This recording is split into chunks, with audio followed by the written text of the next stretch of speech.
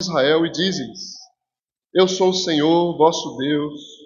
Não farei segundo as obras da terra do Egito, em que habitastes, nem farei segundo as obras da terra de Canaã, para a qual eu vos levo. Nem andareis nos seus estatutos. Farei segundo os meus juízos. Os meus estatutos guardareis para andardes neles. Eu sou o Senhor, vosso Deus. Portanto, os meus estatutos, os meus juízos guardareis, cumprindo-os. O homem não viverá por eles. Perdão. Cumprindo-os, o homem viverá por eles. Eu sou o Senhor. Nenhum homem se chegará a qualquer parenta da sua carne para lhes descobrir a nudez. Eu sou o Senhor. Não descobrirás a nudez de teu pai, de tua mãe, ela é tua mãe, não lhe descobrirás a nudez. Não descobrirás a nudez da mulher de teu pai, a nudez de teu pai, a nudez de tua irmã, filha de teu pai, ou filho de tua mãe, nascida em casa ou fora de casa, a sua nudez não descobrirás. A nudez da filha do teu filho ou da filha da tua filha, sua nudez não descobrirás, porque é tua nudez. Não descobrirás a nudez da filha da mulher de teu pai, gerada de teu pai, ela é tua irmã. A nudez da irmã de teu pai não descobrirás, ela é parenta de teu pai. A nudez da irmã de tua mãe não descobrirás, pois ela é parenta de tua mãe. A nudez do irmão de teu pai não descobrirás, não te chegarás à sua mulher, ela é tua tia. A nudez de tua nora não descobrirás, ela é a mulher de teu filho, não descobrirás a nudez. A nudez da mulher de teu irmão não descobrirás, é a nudez de teu irmão. A nudez de uma mulher e de sua filha não descobrirás. Não tomarás a filha de seu filho, nem a filha de sua filha, para lhe descobrir a nudez. Parentes são, maldade é.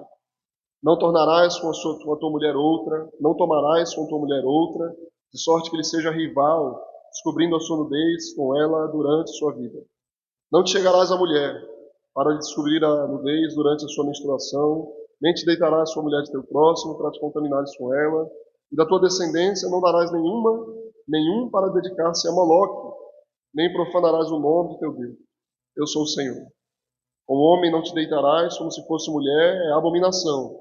Nem te deitarás com o animal para te contaminares com ele, nem a mulher se porá perante o animal para juntar-se com ele, é confusão. Com nenhuma destas coisas os contaminareis, porque com todas essas coisas se contaminaram as nações que eu lanço diante de vós. A terra se contaminou, eu visitei nela a sua iniquidade, ela vomitou seus moradores. Porém vós guardareis os meus estatutos, os meus juízos, e nenhuma destas abominações fareis, nem o natural, nem o estrangeiro que peregrina entre vós. Porque todas estas abominações fizeram os homens desta terra, que nela estavam antes de vós, e a terra se contaminou. Não suceda que a terra vos vomite, havendo a vós contaminado, como vomitou o povo que nela estava antes de vós. Todo que fizer alguma destas abominações, sim, aqueles que a cometerem serão eliminados do seu povo. Portanto, guardareis a obrigação que tendes para comigo, não praticando nenhum dos costumes abomináveis que praticaram antes de vós, não vos contaminareis com eles. Eu sou o Senhor vosso Deus. Amém. Vamos orar, irmão. Deus maravilhoso, pedimos, Pai, a tua bênção sobre nós nessa manhã, e nesse momento em especial em que a gente vai se colocar diante da tua palavra, Senhor. Ó Deus, que tu descubra, Senhor, as profundezas do nosso coração, e lá dentro, Deus, o Senhor nos cure, Pai, o Senhor nos corrija, o Senhor nos purifique, a tua palavra nos traspasse, Deus, nos rasgue, também nos cure. A tua palavra nos console, nos corrija. A tua palavra nos santifique, Deus. Teu poder, o teu Espírito. Em nome do teu Filho amado, Jesus, tem misericórdia de nós nessa manhã, mais uma vez. Amém. Irmãos, já há muitos séculos, não sei se vocês sabiam que essa ideia de que o homem evolui, ele vai crescendo, se desenvolvendo, até chegar no seu ápice, né, a ficar um super-homem, isso é muito antigo. É mais antigo até do que Darwin. Darwin ele popularizou essa ideia de que o homem vai evoluir, chegar no ideal, né, uma espécie de semideus. E a história tem sempre comprovado que não é bem assim.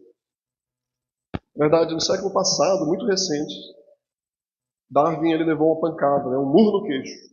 A Primeira Guerra Mundial, com a Segunda Guerra Mundial, mostrou que o ser humano ele não está evoluindo.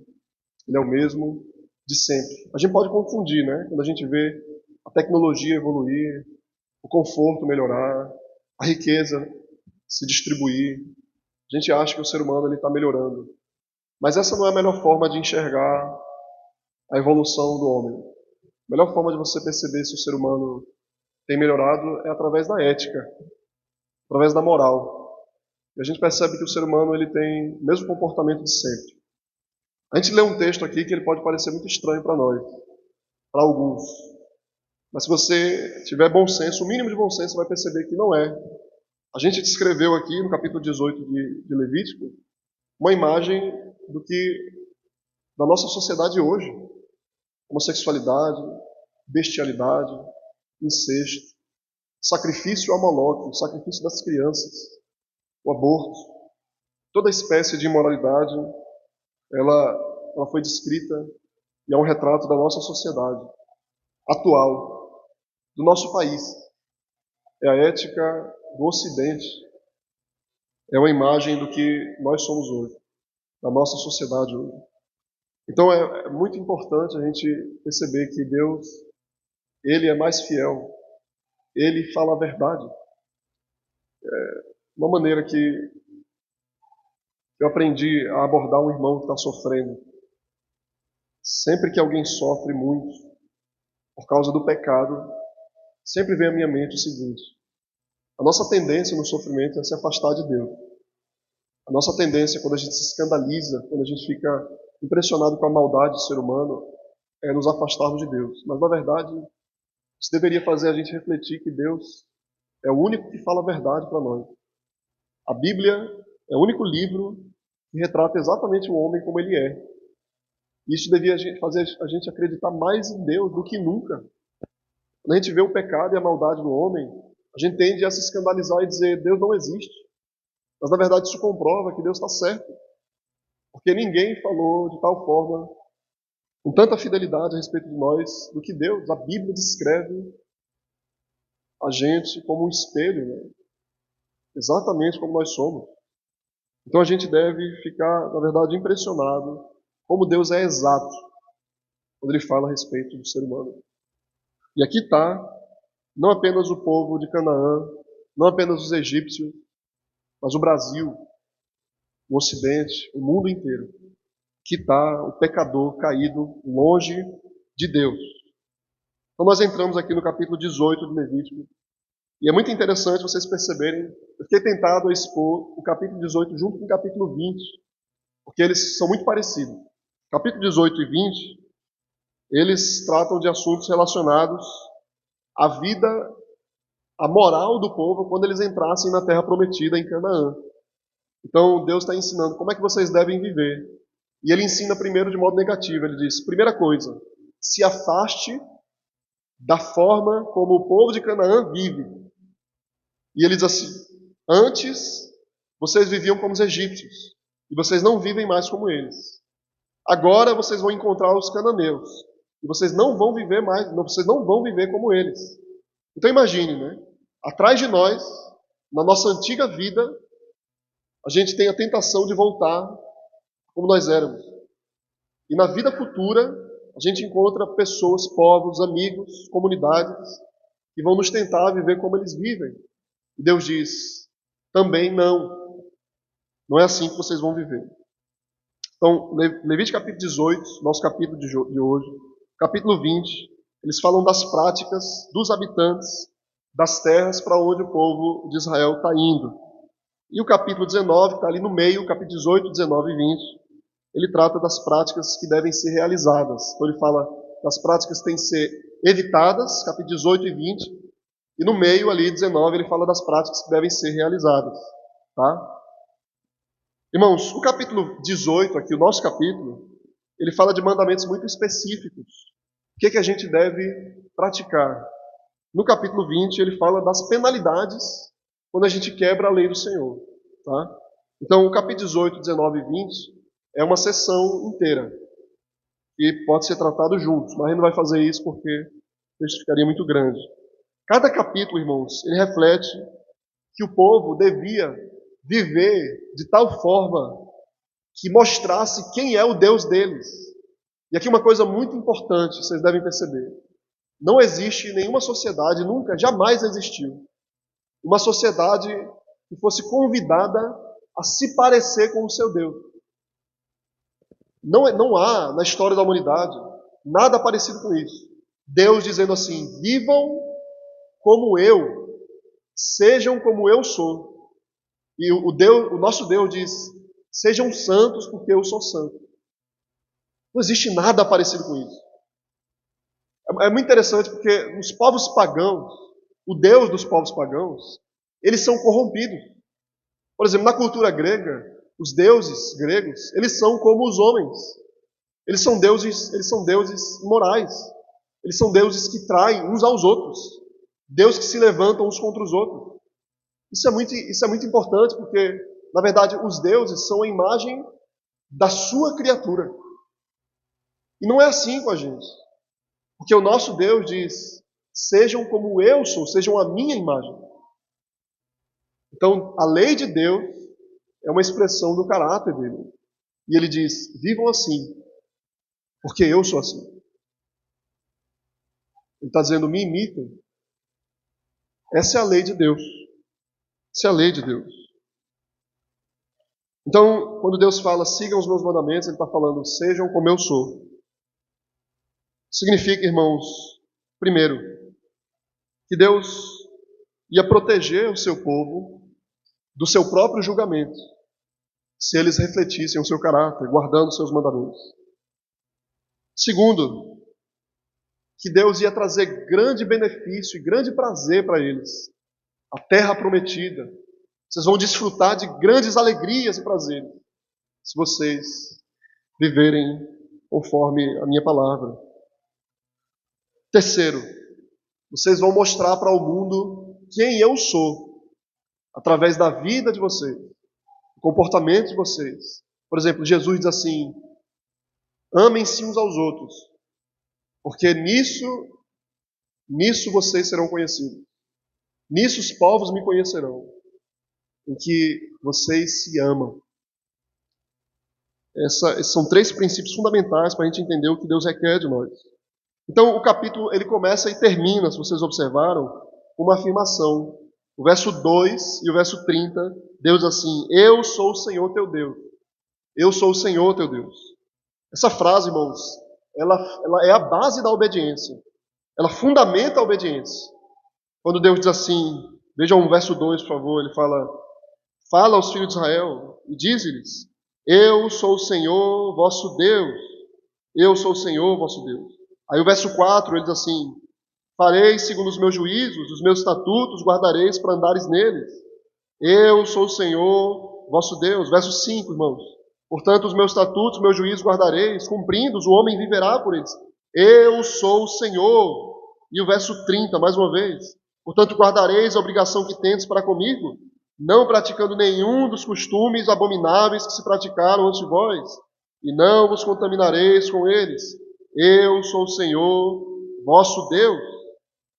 Deus coloca a sua pessoa, o seu caráter, como a base da nossa obediência. Ele diz: façam assim, por quê? Ele diz: porque eu sou o Deus de vocês. O que Deus está falando aqui? Ele está dizendo não só que o seu caráter, mas a sua autoridade é a base da nossa obediência. Ele está falando: vocês vão fazer porque eu sou o Deus de vocês, eu sou o dono de vocês.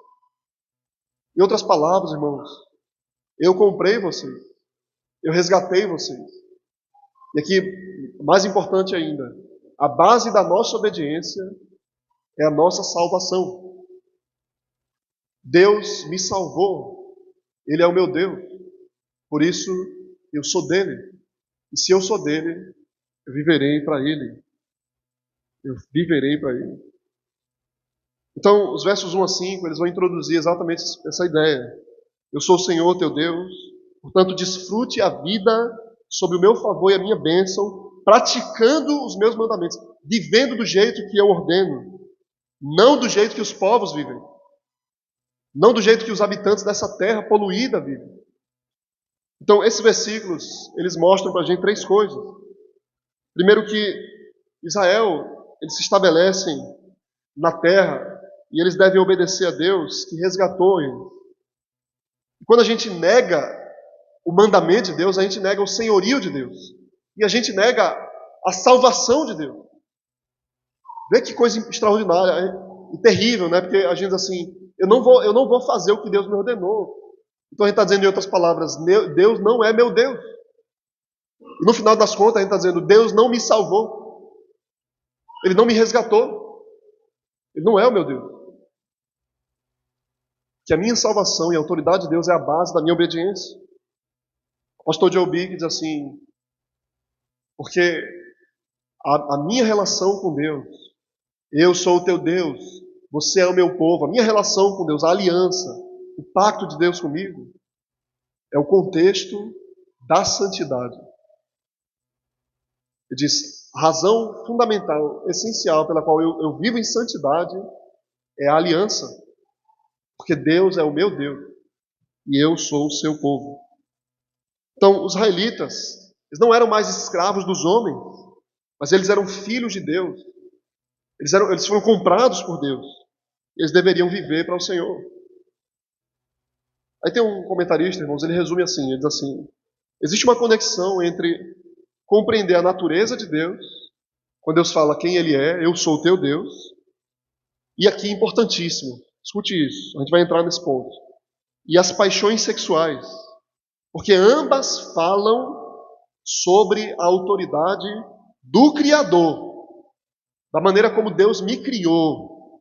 Então Deus criou o mundo com seus limites, em 6 dias, e Ele estabeleceu a nossa identidade de homem e mulher.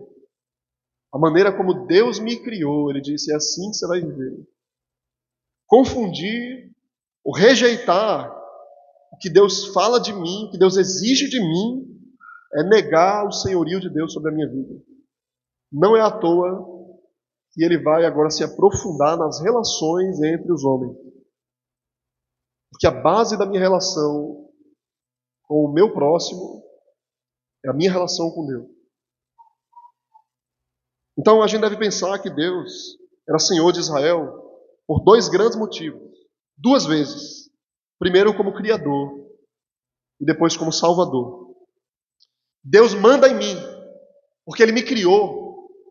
Ele diz como eu devo viver, porque Ele falou que Ele me fez do jeito que Ele queria que eu fosse.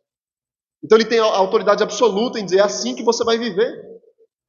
Mas a gente caiu em pecado, em grandes problemas de Salomão.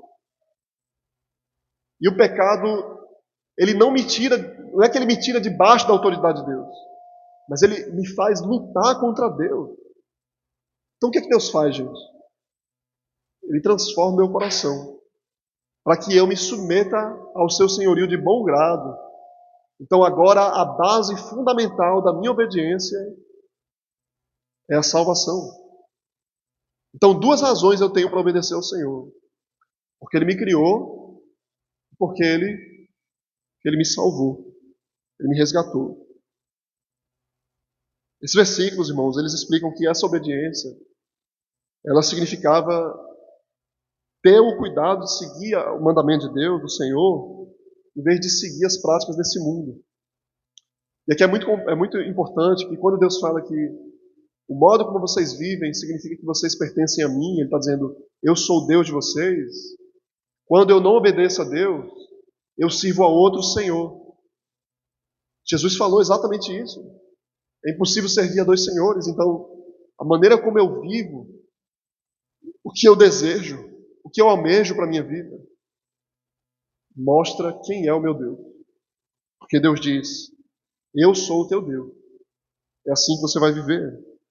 Deus quer que o seu povo seja diferente desse mundo, porque na verdade eles devem ser iguais ao Senhor. Iguais ao Senhor. E esses versículos, então, eles deixam claro para a gente que aqueles que seguem a Deus desfrutarão da vida sob o favor de Deus. Então a gente aprende que não existe verdadeira felicidade fora dos limites dos mandamentos de Deus. E é uma tentação, porque é uma ilusão. Porque o mundo ele é habilidoso nisso, Satanás é habilidoso nisso. Ele diz assim, O raciocínio fundamental de Satanás, desde o Jardim do Éden, é assim: se você viver desse jeito, você não vai ser feliz. Se você seguir os limites que Deus colocou para a sua vida, você não vai ser feliz. Então nós, irmãos, a essência do pecado é aborrecer os limites que Deus nos colocou. A gente detesta a maneira como Deus fala com a gente, o que Ele exige de nós. Então Deus precisa mostrar para nós, abrir nossos olhos e mostrar que o modo como Deus quer que eu viva é a minha própria felicidade. É maravilhoso viver para o Senhor. É prazeroso viver para o Senhor. Isso era o jardim do Éden. O jardim do prazer. Qual era o prazer? Obedecer a Deus. Ele disse: viva assim. E a gente deveria viver. Então hoje, irmãos, a gente vê que existem tantos perigos para nós, na nossa cultura, que ameaçam a solidez, a verdadeira felicidade, a nossa e da nossa família. Os limites que Deus coloca para nós, os limites morais, que delimitam o nosso comportamento, que diz o modo como a gente deve viver, eles estão completamente comprometidos hoje. E aí esse mundão, ele percebeu que o ataque ao modo como a igreja vive, que ridicularizar o modo como a igreja vive, é o ataque fundamental, é o ataque mais direto, mais importante que a gente deve fazer. Como as famílias vivem. Os limites que Deus coloca para nós devem ser atacados. Então, o verso 3 diz assim, por favor, mais uma vez. Cada um respeitará, verso 3, capítulo 18. Qualquer homem, verso 18. Não farei segundo as obras da terra do Egito em que habitastes, e nem farei segundo as obras da terra de Canaã para a qual vos levo, nem andareis nos seus estatutos. Então haviam certas práticas, irmãos, no Egito e em Canaã, antes e depois, né, o lugar de onde eles saíram e o lugar para onde eles iriam, ou seja, esse mundo todo está comprometido. Haviam certas práticas que eram proibidas para Israel. Essas práticas se dividem em duas partes.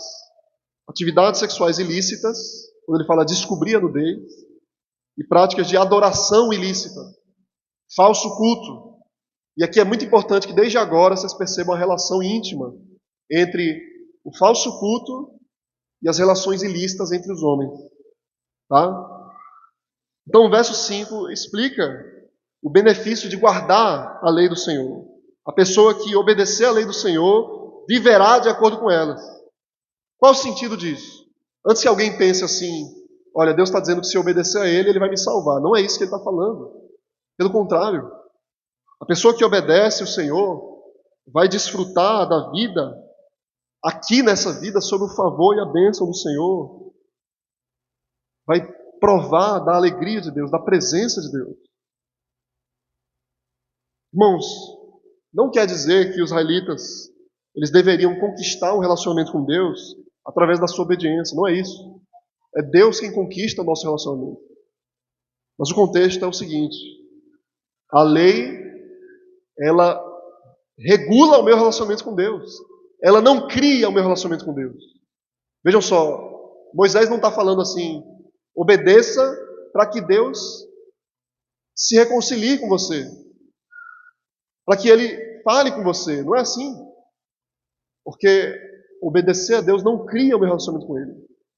Ele criou o meu relacionamento com Ele. Ele me resgatou. Ele me atraiu para Ele. Ele me trouxe para Ele. Agora Ele diz, agora você vai viver desse jeito. Então, a lei, ela regula o meu relacionamento com Deus. Ela não cria o meu relacionamento. Então, Matthew Henry, irmãos, puritano, ele diz assim, ele resume assim: a adesão estreita, constante aos mandamentos de Deus é a forma mais eficaz de nos preservar dos nossos pecados.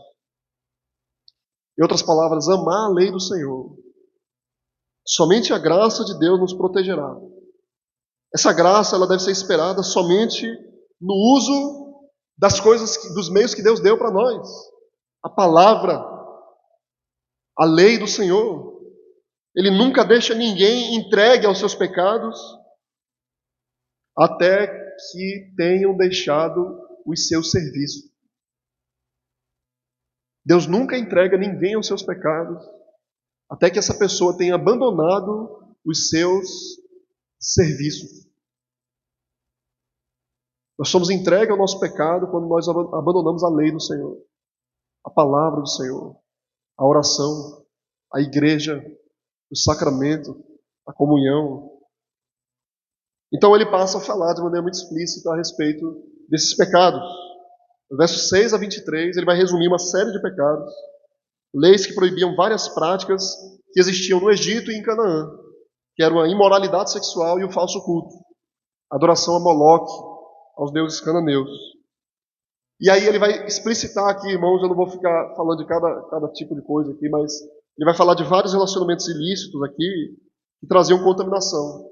Contaminação moral, espiritual, tá? Até esse ponto é muito interessante vocês observarem que até antes do capítulo 17, a gente viu a contaminação da impureza ritual, ou seja, a contaminação do fluxo do homem e da mulher, a contaminação de você comer uma coisa impura, mas aqui agora ele vai falar de contaminação moral, contaminação que suja verdadeiramente. A pessoa não estava errada essencialmente por comer uma coisa impura, como uma carne de porco. Mas aqui ela se torna essencialmente errada, pecaminosamente, moralmente errada, porque agora ela está quebrando explicitamente os 10 mandamentos. Relações ilícitas e falso culto. Aqui agora a gente entrou no significado das coisas. A coisa se aprofundou muito mais. Esse tipo de impureza, a impureza de você comer uma carne de porco, ou a impureza dos fluxos corporais, ela podia ser purificada através de um sacrifício da tarde, de um banho, mas a impureza moral, ela necessitava sincero arrependimento, salvação. A Bíblia, então, irmãos, identifica 3 tipos de pecados que são, vejam só, isso é importantíssimo, são essencialmente contaminantes, que contaminam a pessoa, que se espalha pela terra, que contamina não apenas aquele que comete, mas o outro também. E a terra também. Que pecados são esses? São 3. A imoralidade sexual, fornicação, o adultério, o assassinato, e a gente vai falar disso aqui, e a idolatria. Esses são 3 pecados que o texto descreve aqui, que contaminam não só a mim, mas o meu próximo. A imoralidade sexual, a idolatria e o assassinato. Cada um desses pecados são identificados aqui. Por exemplo, o verso 21 diz assim, vejam o verso 21, por favor. E da tua descendência não darás nenhum para dedicar-se a Moloque, nem profanarás o nome do teu Deus. Os cananeus, eles tinham uma prática de sacrificar os seus filhos a um falso Deus. Ou seja, o assassinato e a idolatria em um único ato. Então, as proibições aqui, irmãos, elas falam uma série de pecados. E elas descrevem aqui a prática sexual ilícita com uma expressão. A expressão é descobrir a nudez. Não descubra a nudez do teu pai, da tua mãe, do teu filho, da tua tia, da tua madrasta, e uma série de pessoas que estão intimamente ligadas a mim de sangue, e pessoas que estão ligadas à pessoa ligada à pessoa que está ligada a mim. Isso é importantíssimo, porque ele fala do meu irmão, do meio-irmão. Ele fala do neto, e ele diz assim, porque são uma única carne. Não descubra a nudez. Não descubra a nudez. A expressão descobrir a nudez, geralmente ela significa exatamente isso. Relação vergonhosa. É uma relação, mas uma relação vergonhosa. E aqui, no geral, ele fala do incesto, mas ele também ele descreve aqui a bestialidade e o homossexualismo. São relações vergonhosas. A obediência a essas leis, elas tinham 2 benefícios que Deus protege do incesto? O que Deus protege ao seu povo do incesto? Vejam só, dois grandes benefícios. Primeiro, essas leis ajudavam a proteger os membros mais fracos da família, como as crianças, que eram protegidas dos seus próprios parentes. Nesse mês é importante lembrar disso, né? Isso não é novo. As mulheres dos seus parentes homens, você imagina, naquele tempo, irmãos, era assim que funcionava a comunidade. Era uma comunidade patriarcal. Então, a sociedade era dividida em grandes comunidades de família. Então, tinha um pai e uma série, centenas dos seus filhos e pessoas que entravam no barco ali. As mulheres dos seus filhos. E era uma grande comunidade que vivia junta. E os seus servos. Então, Deus ele protegia, ele colocava leis que protegia aquelas pessoas, especialmente os mais vulneráveis. E era assim que funcionava. Quebrar essa lei deve ser eliminado. O morto é expulso da comunidade. Em segundo lugar, essas leis ajudavam a proteger a unidade da família. Por exemplo, deixa eu explicar para vocês. Um divórcio, aqui, ele era muito mais grave.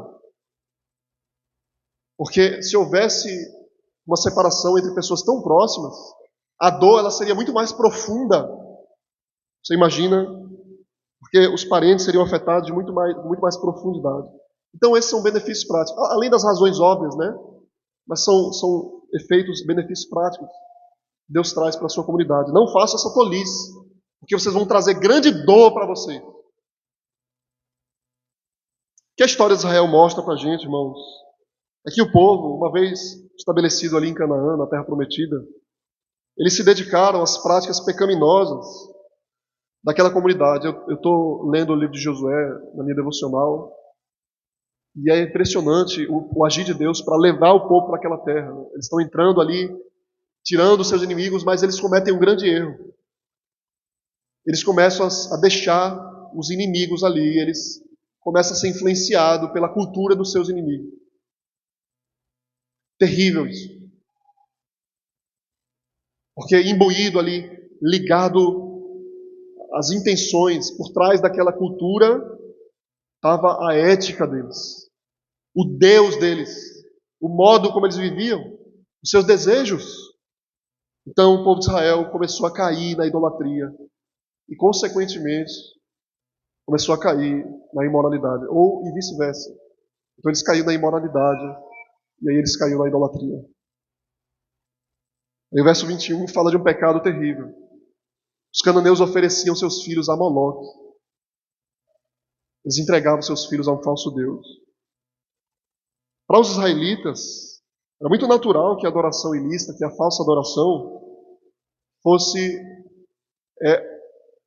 integrada aqui nesse ponto. É interessante isso, né? Poxa, o que Moisés está falando? Ele está falando de uma série de imoralidades sexuais. E aí no meio ali ele coloca entregar o filho a Moloque. Por que Moisés faz? Por que Deus faz isso? O que ele quer dizer com isso? Apenas esse versículo ele trata desse pecado específico. Por que isso? Por que, irmãos? Primeiro, a idolatria, ela é tão contaminante, ela é tão suja quanto a imoralidade sexual. Tanto é que a idolatria, ela é chamada na Bíblia de prostituição, adultério. Quando você se relaciona com um falso Deus, você está traindo Deus. Então, Moisés está mostrando para a gente a íntima relação entre a falsa adoração e a relação promíscua, a relação iníqua. Outros textos, irmãos, eles vão confirmar que os habitantes de Canaã matavam seus filhos. Isso parece tão terrível, né, quando a gente ouve. Isso não é o que está acontecendo hoje. Não se estabeleceu, não se institucionalizou a prática do assassinato das crianças. Isso não deve ser uma coisa tão chocante para nós hoje. E aqui ele acrescenta o assassinato, a idolatria. Entregar alguém, irmãos, sempre é um ato de idolatria. Eu quero que vocês percebam isso. A prática do aborto dos nossos séculos, do nosso tempo recente, é um ato de idolatria. Vocês podem perceber na linguagem dessas pessoas que estão com a mente cauterizada. A linguagem delas é uma expressão de uma ideologia tão nefasta, de uma coisa tão profunda, que brota do coração delas de maneira tão religiosa. Elas falam com uma expressão tão religiosa, de adoração, porque o meu corpo, as minhas regras, elas têm uma lei própria, elas têm mandamentos próprios, elas têm uma aparência própria, uma linguagem própria. Elas servem a um Deus próprio. Então a idolatria é tanto a causa quanto os efeitos do pecado. O que significa isso? Quando a gente começa a praticar uma coisa, a gente é levado à idolatria. E quando a gente é levado à idolatria, a gente começa a praticar tais coisas. Então a idolatria ela é tanto a causa quanto o efeito dos pecados. Deus não mandou praticar essas coisas, mas os falsos deuses desse mundo sim. Então a gente deve pensar, irmãos, que quando a gente insiste nesse pecado, a gente é levado à escravidão desses pecados.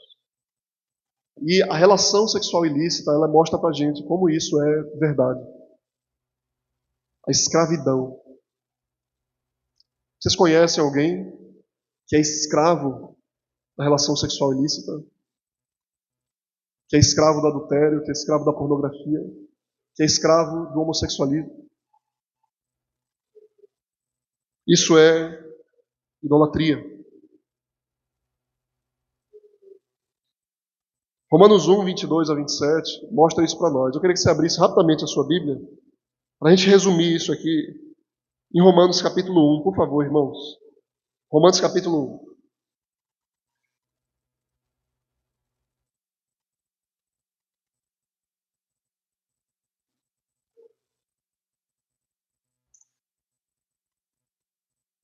Eu quero ler esse texto para vocês verem como é que Paulo ele tem isso em mente. Romanos capítulo 1, versos 22 a 27.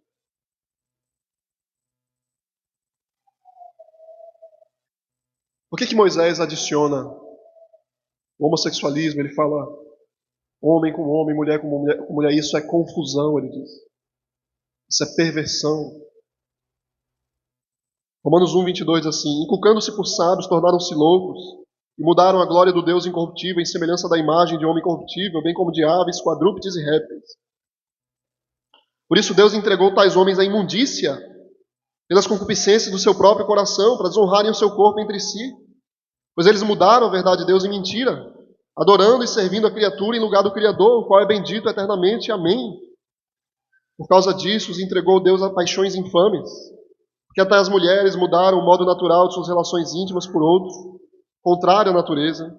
E semelhantemente, os homens também, deixando o contato natural da mulher, se inflamaram mutuamente em sua sensualidade, cometendo torpeza, homens com homens, e recebendo em si mesmos a merecida punição do seu erro.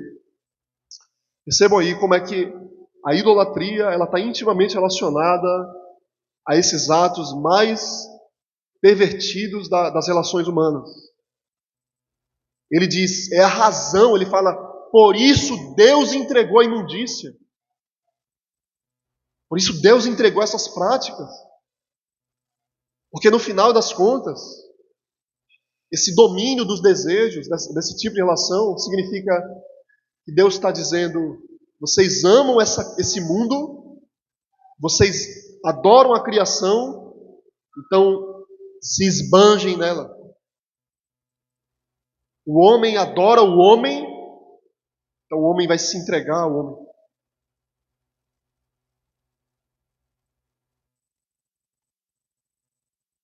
A conclusão, verso 24 a 30, então, eu não vou ler novamente, mas Deus ele resume, ele retoma o que ele começa falando no início.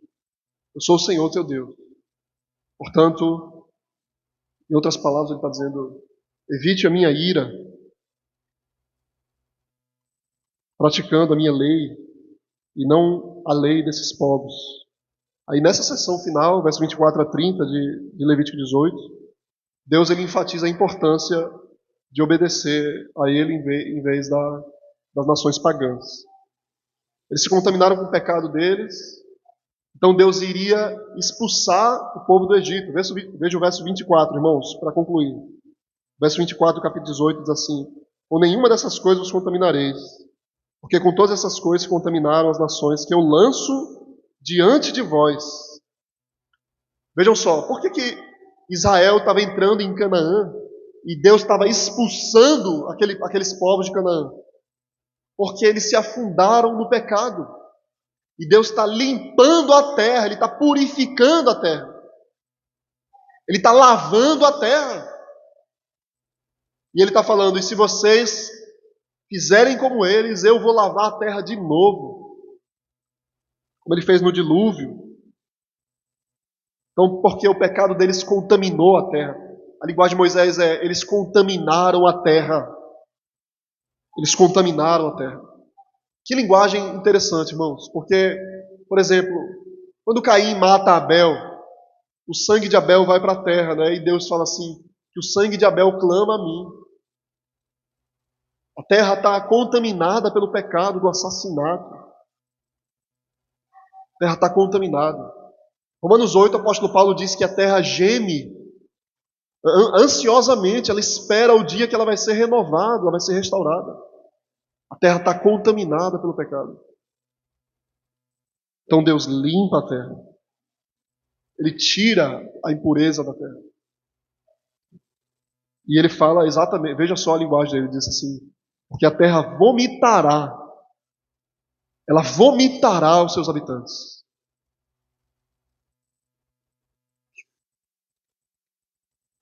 Os israelitas, eles se comportassem como os povos que estavam sendo tirados de lá, eles seriam vomitados de lá.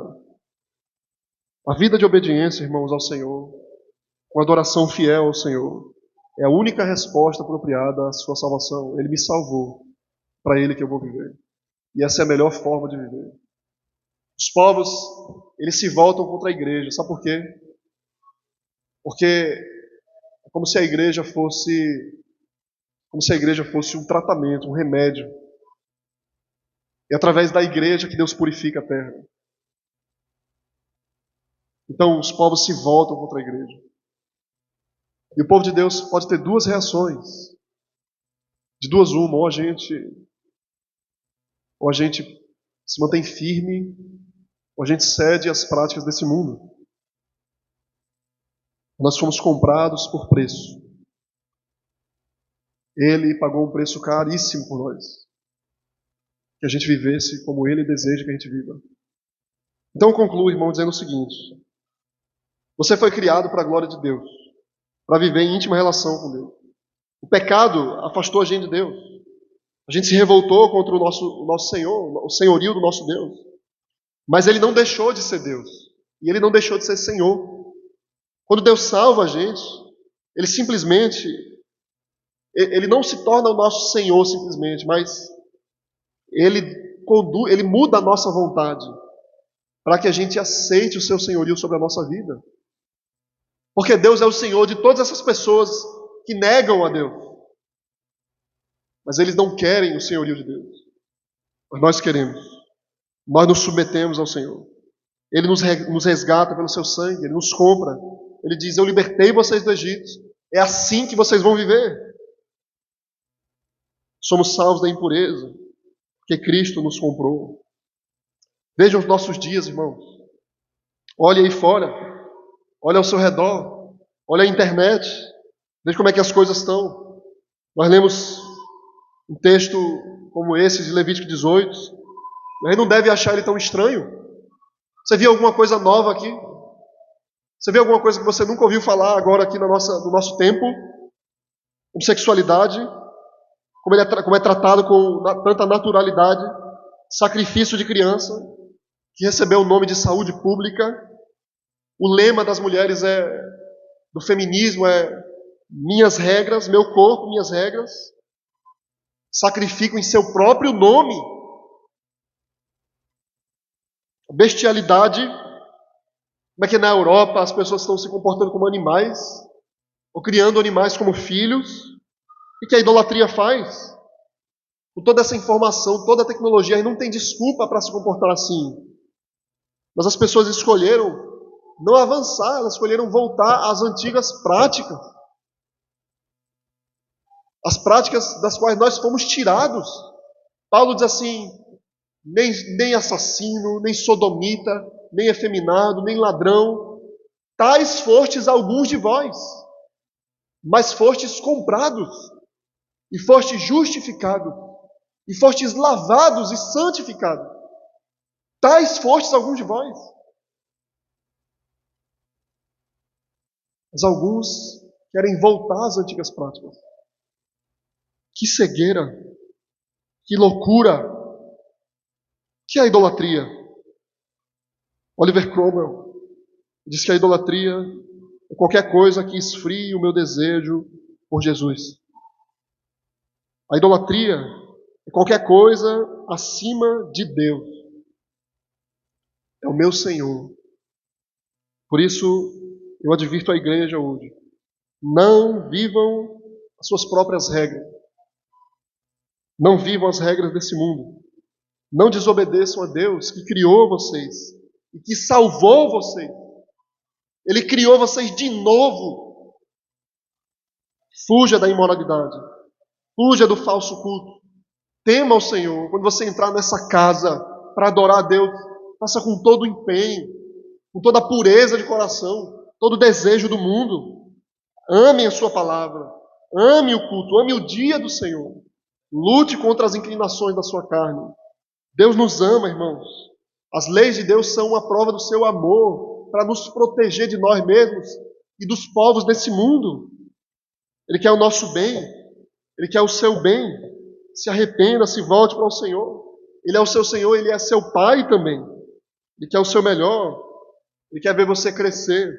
Ele quer ver você amadurecer. Ele quer ver você conquistar a terra. Ele quer ver você avançar. Ele quer que você tenha alegria perene que esse mundo não vai dar para você. Por isso Ele vem aqui.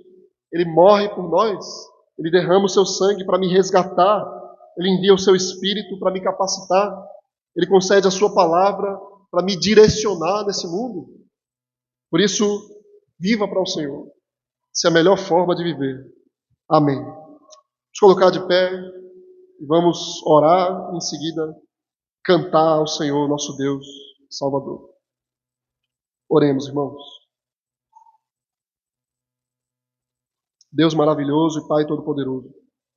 Obrigado, Senhor, por essa manhã. Pedimos, Pai, que a Tua palavra seja inculcada aos nossos corações. Que a Tua palavra seja inculcada no coração das crianças. Que os pais saibam, Deus, falar ao coração das crianças, dos seus filhos. Protegê-los, Pai, das influências desse mundo, da doutrinação desse mundo, Pai, da ética desse mundo, da idolatria, das práticas profanas. E assim, Senhor, Tu seja glorificado em nossa vida, em nossas famílias, em nossas mentes e corações. Recebe o louvor do Teu povo nessa manhã mais uma vez, em nome de Jesus. Amém. Louvar o Senhor com alegria, irmãos.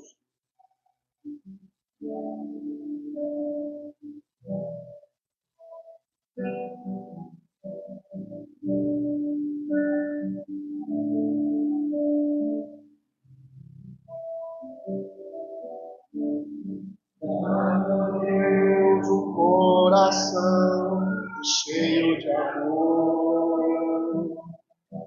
cheio de adoração a Ti, Senhor.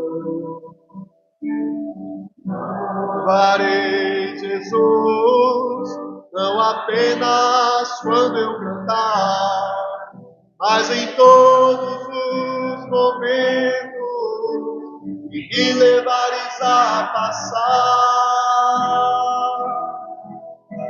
Te louvarei, Senhor, te adorarei, Jesus, com todo o meu viver.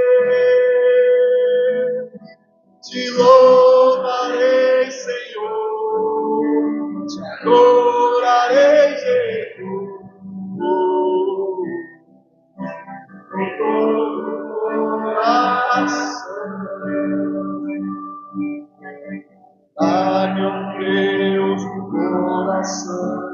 cheio de amor, cheio de adoração a ti.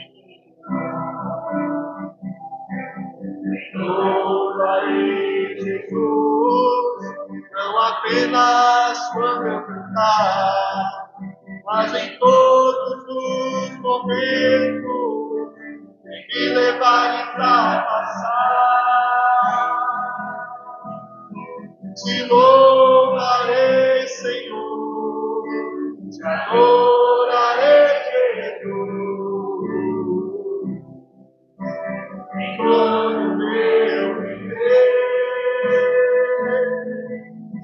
Te louvarei, Senhor, te adorarei, Jesus, de todo o coração. Bem, vamos orar, irmãos. Deus, obrigado, Pai. Obrigado pela Tua palavra, pelo Teu povo, pelo Teu cuidado, por Tuas promessas. Possamos carregar em nossos corações, Senhor, Teus ensinamentos com alegria.